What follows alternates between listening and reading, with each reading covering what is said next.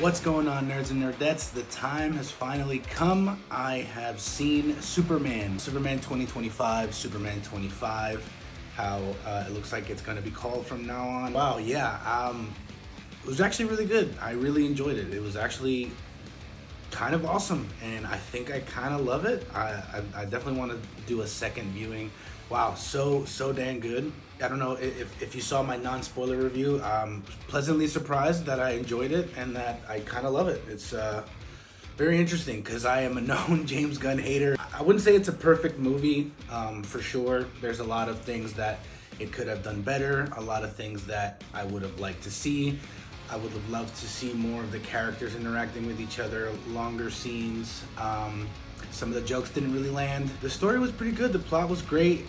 One specific thing, well, a couple of things that obviously I did not love and don't understand the point of. But, you know, we'll get into that in a little bit. I would greatly appreciate it if you rock that thumbs up. That would really help the algorithm. And if you want to be a DC metal nerd, please rock that subscribe button so that you can be kept up to date with DCU news and updates. Let's get into it. The movie starts with a crawl.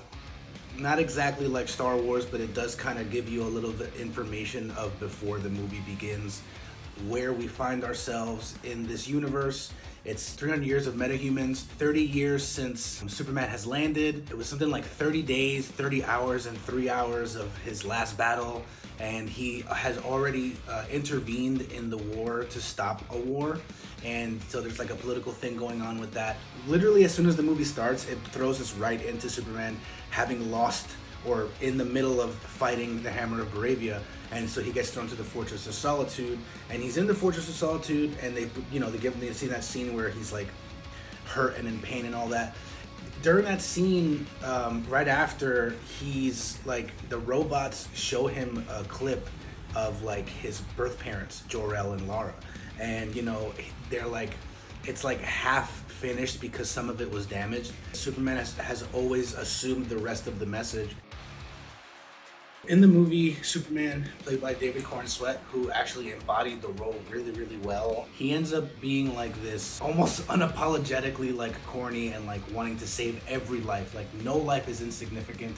So, he saves the dog in the clips that we've seen, and he saves a squirrel. It's definitely a different type of Superman. We have 3 versions this time. We have the Superman that the public knows, Clark Kent that only his close family, friends and family know, and then like this other persona where it's like who know both of the identities. And so he definitely has like a nice little balance between all 3, and he actually plays him really well. You actually end up forgetting about the suit and the VFX because it throws you into the movie, and it's just like tend to forgive like the issues with the suit and the VFX, and honestly some of the VFX stuff was like minimal. Some of the stuff we saw in the clips and the trailers, it's kind of like in Man of Steel, and I said this in my non-spoiler review, like it's like super quick and then like it goes right back to live action. So again, you can kind of like forgive it. It's not a huge deal. It really isn't a problem. In the kaiju scene, he doesn't know how to like stop the kaiju without like killing it. And so the Justice Gang kind of come in and intervene, and then he's telling them like, I haven't been able to figure out a way to stop it without killing it. And then like Mr. Terrific says like, come on man, like really? And then he ends up killing the kaiju. Superman gets like upset, and he's like kind of sad about it. And he's like, I wanted to bring it to an intergalactic prison or something like that. That sets the tone of like who he is as Superman and what kind of Superman he is. That I thought was pretty cool. He's just like such a nice guy, such a good guy. And what's interesting is the clips and the trailers and all that, they show some of that, but like a lot of it is like hidden. And like as soon as you start seeing some of the clips from the movie, you're like, oh, this was a misdirection. Like it's actually Lex Luthor is behind everything. Like he's created Ultraman, who, by the way, this is one of the biggest spoilers here. It's basically Bizarro, which is a huge annoyance of mine. Why is everyone so afraid of Bizarro? Just say the name, just make it Bizarro. Bizarro is a clone of Superman, and typically in the comics, it's a clone of Lex Luthor and Clark Kent and Superman, and that's what becomes Bizarro. They did the same thing in Batman v Superman, which again, I don't understand why everyone is just like making it out to be Doomsday when it really isn't Doomsday. The real Doomsday still exists in that universe. But Ultraman is from another universe. So no reason to be calling him Ultraman. It's literally David Cornsweet. David Cornsweet as the clone, as Ultraman, as Bizarro. It's basically Bizarro. So that was a huge annoyance of mine. So Lex Luthor almost like programmed him, like he's using like these letters and numbers to have different like fighting moves that he's anticipated to fight Superman. And while he's fighting Superman, he actually, Ultraman is actually in the Hammer of Baravia suit. He's the Hammer of Baravia because it's all like an act. It's all like a conspiracy that Lex Luthor is behind. So Lex Luthor is the one who is pulling all the strings, and he made it seem like the Hammer of Baravia came of his own volition, and Lex Luthor is working with the president of Baravia, and like it's such an interesting concept, but totally something Lex Luthor would do. And Lex Luthor ends up going to the Fortress of Solitude, deciphering the rest of the message. Like, well, the engineer actually like kind of like Cyborg goes in and like fixes the message, and then he gets like his scientists to like reveal the message and decipher it and translate it. And it ends up being that Jor-El and Lara actually wanted Superman to sort of reign over the world, over the universe, like as a lord, as a dictator. So he was like, you know, get many wives, and like, you know, kind of like Omni-Man a little bit in Invincible, where like he's supposed to rule the world, become the ruler, become the king, and to kill or destroy anyone that gets in his way, which is a very big change to the mythos. I don't love it.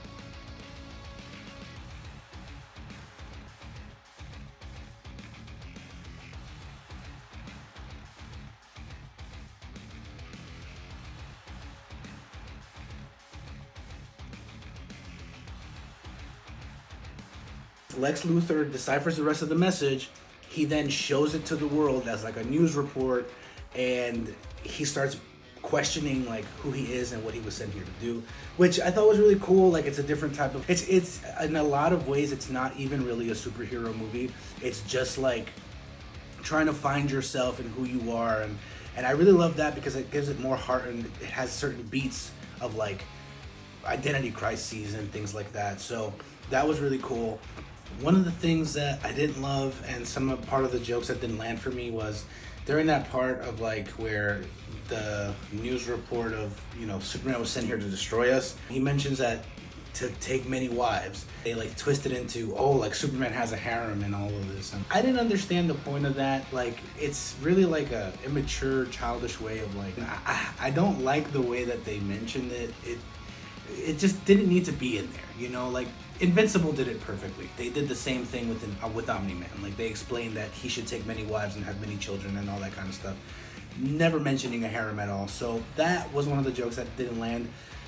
He didn't learn perfectly.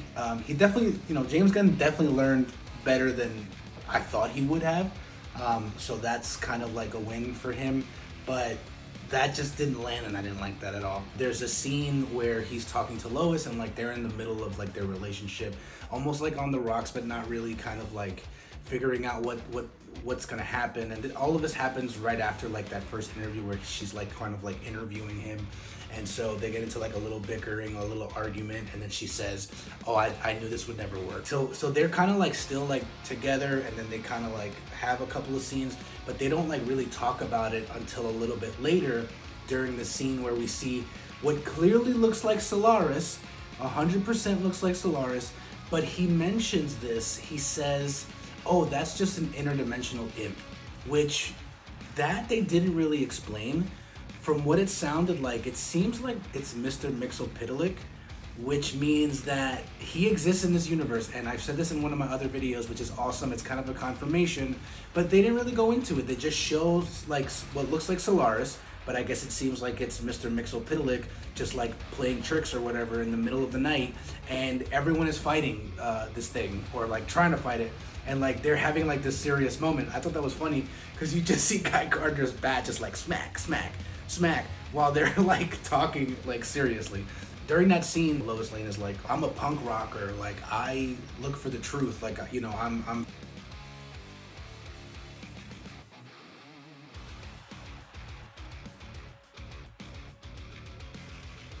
which I thought was interesting that they put that in. Like I actually respect James Gunn. It seems like James Gunn's got some good taste in music. Well, obviously he does, but I never knew this side of him.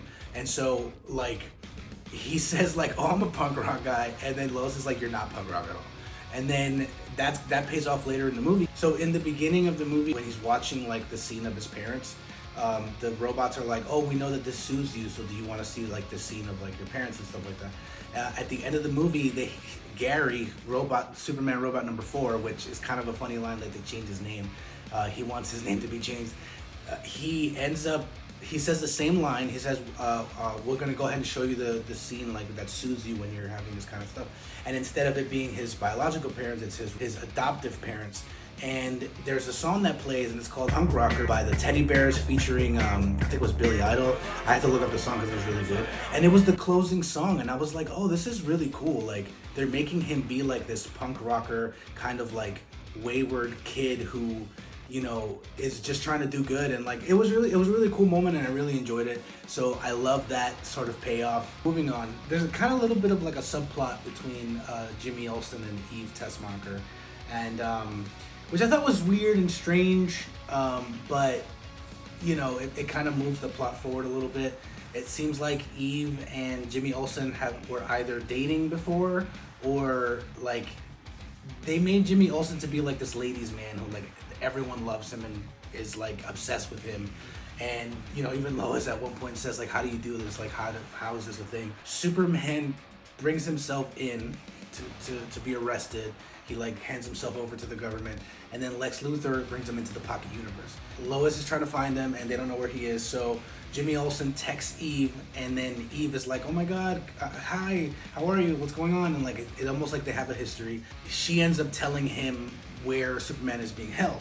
What I didn't like about it was like, why is she going behind Lex's back, and why is she with Lex? And they don't really kind of go into it, so it just kind of, you just assume that like she just has like no, you know, confidence, or she's a little insecure about who she is as a person, so she wants to be loved by these people who don't obviously care about her. That I thought was weird, because she's like still with Lex, and then like she like betrays him, and I don't know, it's a little dumb. They find out that he's in the pocket universe, so he goes into the pocket universe. That's when we first meet Metamorpho, and obviously he explains to him that, you know, he kind of gives him his master plan, and he starts talking to him about all this stuff. Metamorpho creates kryptonite, which we kind of saw a little bit in some of the clips and trailers. He keeps him there in the pocket universe in that cell with Metamorpho.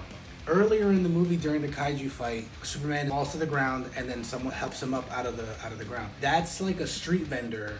I think his name was Ali or something. Like, he talks to him and he goes, "Oh, I don't know if you remember me, Superman." Like, you know, and he's like, "Yes, I remember you. Please get out because everything's happening right now." It's like a quick moment, like they know each other. Lex quickly like takes a photo, or like from the video surveillance, and finds out his ID and has like his information, and then he kidnaps him and uses him as leverage to make Superman kind of tell him like things that he wants to know.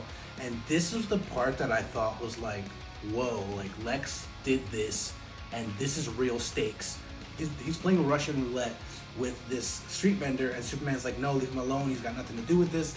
And the second or third like hit, like where he, you know, turns it, the revolver, he just straight up kills him, like just dead, like point blank dead. And then he says like this throwaway line, like, "Oh wow, I didn't think it was gonna be that fast."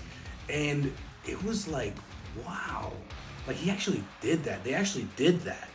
And so Superman was just like in shambles, and Metamorpho starts crying, and he said he killed an innocent person and all this kind of stuff. And it was so, the weight of that scene was so like, wow, like that is how you know that this Lex Luthor is a badass. Like he's not playing around, you know.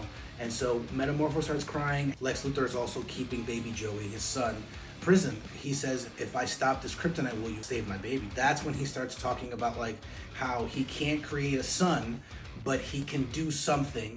And what I thought was awesome was that Rex, right, Metamorpho, was like talking himself through like the elements, and he was like hydrogen and oxygen, and he's like trying to figure it out. And then like as this is happening, you see like this ball of light happening, and eventually a huge light, flash of light, and Superman, you can see himself healing back up, and then he breaks himself out, saves baby Joey, and then he ends up getting himself out. They have to now leave the Pocket Universe.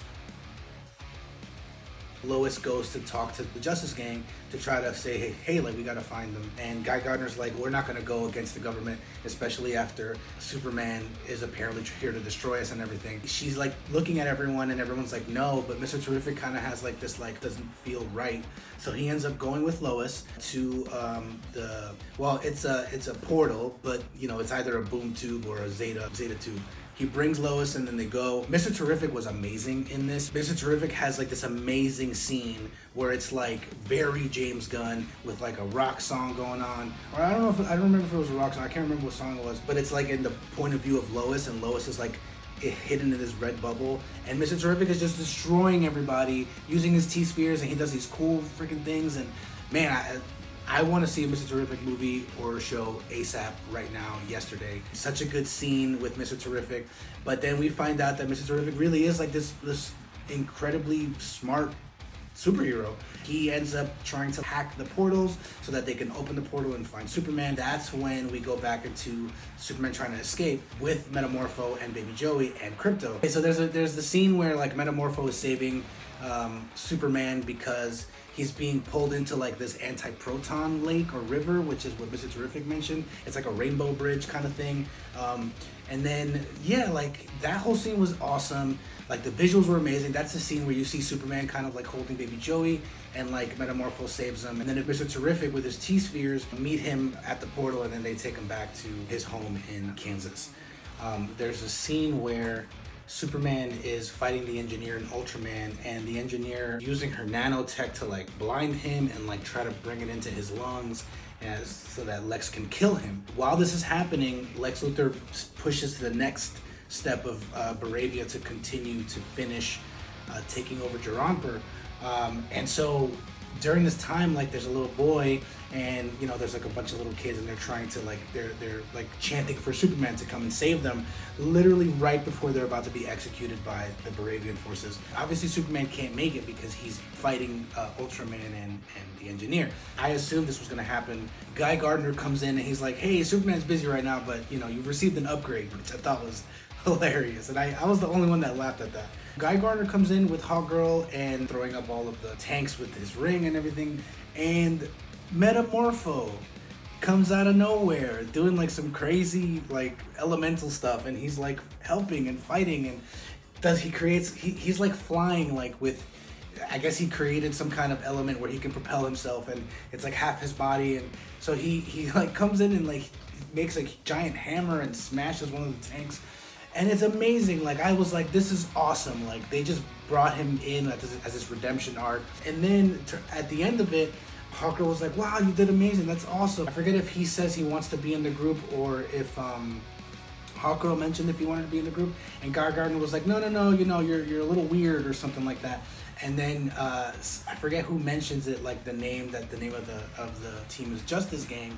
And Metamorpho goes, oh wow, that's an awesome name. And Guy Gardner's like, you're in. Which I thought was great, because earlier in the movie, like, you know, they're talking about, it's mentioned multiple times that they don't want to be called the Justice Gang, but Guy Gardner's the only one that's really pushing for it. So the fact that he like said you're in just it was kind of hilarious. But what's great about that is that this is, I believe, Justice League International, which is a run where it is Guy Gardner, Metamorpho, Hawkgirl, and Plastic Man. Or I forget, there's Plastic Man, there's another one who's like Elastic Man, I think it was. But like, that's awesome. That's kind of alluding to the future of the next team up movie, which that would be sick. I would love to see that for sure. Right after that scene, Superman goes down and like Engineer's on the ground and Ultraman is all messed up. And it is revealed here that Ultraman is a clone of David Cornsweet. So it is Bizarro, and it's just David Cornsweet. He doesn't have any lines, he doesn't speak, but they have a fight.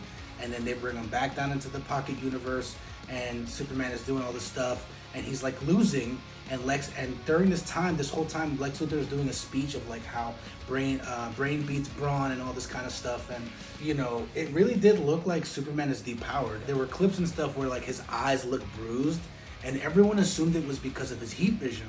But in reality, Ultraman, Bizarro, he was the one who bruised his eyes using his heat vision on Superman's eyes.